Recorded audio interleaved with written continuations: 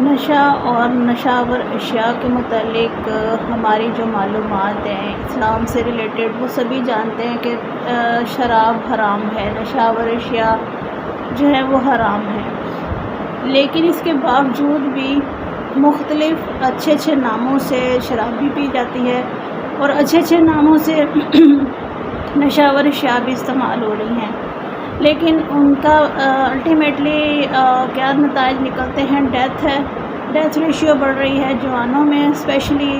13-14 سال سے لے کر بچے جو ہیں وہ، اور 15-16 اور 21 سال تک کے جو نوجوان ہیں، خاص طور پہ ایلیٹ کلاس، اس کا المیہ یہ ہے کہ ان کے پاس پیسہ بہت ہے اور ان کو سمجھ نہیں آ رہی کہ یہ پیسہ بہائیں تو بہائیں کہاں، کیونکہ ان کی ہر آسائش، ہر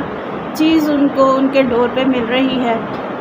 اب وہ جب اس ساری نعمتوں سے لطف اندوز ہونے کے بعد وہ ان کو جو ہے نا وہ سمجھ نہیں آتی کہ اب وہ اپنا سکون حاصل کہاں سے کریں، مزید لگژریز، مزید انجوائمنٹ کیسے ملے، تو پھر برائی کا رستہ کھل جاتا ہے، کیونکہ دنیا جنت نہیں ہے، یہ جنت کا مزہ دنیا میں لیا نہیں جا سکتا، اس کی لمیٹیشنز ہیں، ہر نعمت ایک خاص لمٹ تک جا کے اس کا مزہ ختم ہو جاتا ہے، کیونکہ دنیا فانی ہے، انجوائمنٹ بھی فانی ہے، ہر چیز فانی ہے۔ تو جب نشہ آور اشیاء، جب آپ کو ہر ضرورت، ہر آپ کی خواہش پوری ہو رہی ہے، تو پھر آپ کہاں سے اپنی وہ روح کا تزکیہ کریں یا تسکین حاصل کریں جو آپ کو اس سے بھی زیادہ بڑھ کے لطف دے؟ تو وہ پھر ایلیٹ کلاس جو ہے اس کے بچے پھر چل پڑتے ہیں نشہ آور اشیاء کی طرف،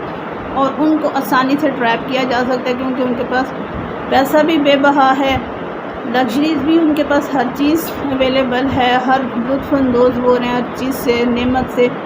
اب ان کو اور مزید آگے بڑھنے کے لیے، ظاہر ہے جنت تو دنیا پہ آ نہیں سکتی، تو اور کیا کیا جائے؟ نشہ آور چیزوں کا استعمال، تاکہ وہ سرور، وہ نشہ سے وہ